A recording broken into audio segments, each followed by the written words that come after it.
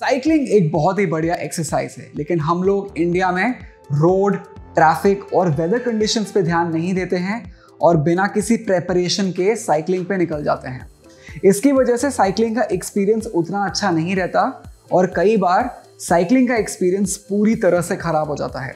तो इस वीडियो के थ्रू मैं कुछ साइकिलिंग मिस्टेक्स को पॉइंट आउट करूंगा जो हम लोग साइकिलिंग पर निकलने से पहले और साइकिलिंग के टाइम पे कमिट करते हैं, और उन मिस्टेक्स को अवॉइड करने के तरीके भी बताऊंगा।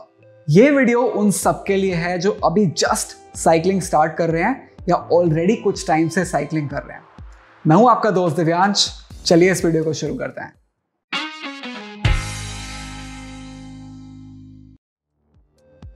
सबसे पहली गलती जो बिगिनर साइकिलिस्ट कमिट करते हैं वो है गलत टाइप की साइकिल चूज करना। अब इंडिया में सिटी टू सिटी और स्टेट टू स्टेट रोड की कंडीशंस बदलती रहती हैं और काफी केसेस में तो एक प्रॉपर सड़क भी नहीं होती है। ऐसे में करेक्ट साइकिल चूज करना और भी जरूरी हो जाता है। अब एकदम सिंपल टर्म्स में 3 बेसिक टाइप की साइकिल्स होती हैं: रोड बाइसिकल, माउंटेन बाइसिकल या MTB और hybrid bicycle. Road bicycles tarmac road पे चलने के लिए बनाई जाती हैं, वहीं दूसरी तरफ माउंटेन बाइक्स या MTBs का मेजर पर्पस होता है रफ टेरेन्स पे चलना, कच्ची सड़कों पे या पहाड़ी सड़कों पे चलना। और थर्ड टाइप की बाइसिकल जो कि हाइब्रिड बाइसिकल है वो MTB और रोड बाइक्स के कहीं बीच में आती है। मतलब आप हाइब्रिड बाइसिकल को टारमैक रोड्स पे भी चला सकते हैं और साथ में हल्की कच्ची सड़कों पे या पहाड़ी सड़कों पे भी चला सकते हैं। रोड बाइसिकल्स में थिन टायर्स होते हैं और उनका फ्रेम वेट बहुत लाइट होता है, और रोड बाइसिकल्स का मेन पर्पस होता है स्मूथ स्ट्रेट रोड्स पे अच्छी स्पीड अचीव करना। वहीं दूसरी तरफ माउंटेन बाइक्स या MTBs के थिक टायर्स होते हैं और उनका फ्रेम का वेट भी थोड़ा हैवी होता है। वो पहाड़ी सड़कों पे ज्यादा ग्रिप प्रोवाइड करती है और स्टेबिलिटी, बैलेंस प्रोवाइड करती है। और हाइब्रिड बाइसिकल्स में मीडियम थिक टायर्स और मीडियम हैवी फ्रेम होता है। मतलब हाइब्रिड बाइसिकल आपको स्मूथ स्ट्रेट रोड पे थोड़ा तेज स्पीड अचीव करने का मौका भी देगी और साथ में हल्की कच्ची सड़कों पे चलने का एक्सपीरियंस भी देगी। अगर आप जस्ट साइकिलिंग स्टार्ट कर रहे हैं तो आप हाइब्रिड बाइसिकल खरीद सकते हैं या फिर आप माउंटेन बाइसिकल या MTB भी खरीद सकते हैं। और ध्यान रखिए कि आप एक गियर्ड बाइसिकल लें जिससे आपके पास ज़्यादा रेजिस्टेंस के ऑप्शंस मिलें और आप साथ में स्पीड को भी वेरी कर सकते हैं। करेक्ट साइकिल चूज करने के बाद करेक्ट साइकिलिंग गियर चूज करना और भी इंपॉर्टेंट हो जाता है साइकिलिंग के एक्सपीरियंस को अच्छा बनाने के लिए। तो करेक्ट साइकिलिंग गियर या मिनिमल साइकिलिंग गियर में क्या क्या आता है? हेलमेट हेड को प्रोटेक्ट करने के लिए, ग्लव्स हैंड्स को प्रोटेक्ट करने के लिए, cycling shorts with padding long rides को कंफर्टेबल बनाने के लिए। अगर साइकिलिंग शॉर्ट्स नहीं है तो आप एक अच्छे कुशन वाले सीट कवर में ज़रूर इन्वेस्ट करें।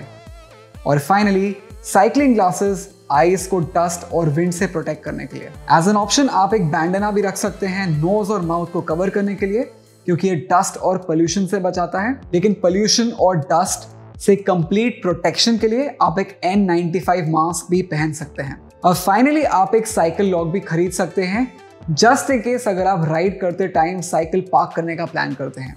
इन सब प्रोडक्ट्स का लिंक मैंने डिस्क्रिप्शन बॉक्स में प्रोवाइड कर दिया है।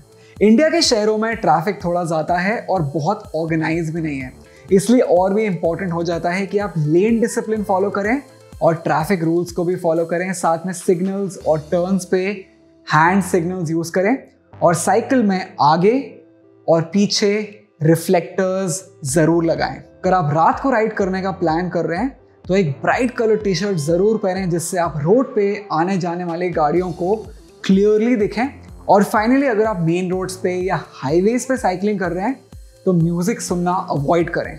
हम में से कई लोग साइकिलिंग से पहले न्यूट्रिशन की इंपॉर्टेंस और साइकिलिंग के टाइम पे हाइड्रेशन की इंपॉर्टेंस को भूल जाते हैं और इसकी वजह से साइकिलिंग एक्सपीरियंस के खराब होने की प्रोबेबिलिटी और ज्यादा बढ़ जाती है। अगर आप लॉन्ग डिस्टेंस राइड पर निकलने का प्लान कर रहे हैं तो आपकी बॉडी में पर्याप्त एनर्जी होना जरूरी है और इसी वजह से खाना जरूरी हो जाता है। राइड पर निकलने से 20 से 30 मिनट पहले आप कुछ ऐसा खाएं जिससे आपकी बॉडी को 1 से 1.5 घंटे तक एनर्जी मिलती रहे और वो बॉडी के लिए ज़्यादा हैवी भी ना हो।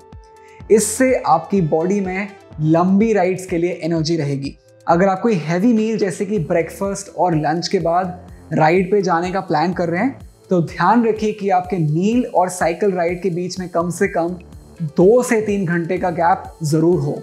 साथ में साइकिलिंग पर निकलने से पहले आप एक वाटर बॉटल भी रख सकते हैं और उसमें आप ओरल रिहाइड्रेशन सोल्यूशन ऐड करें।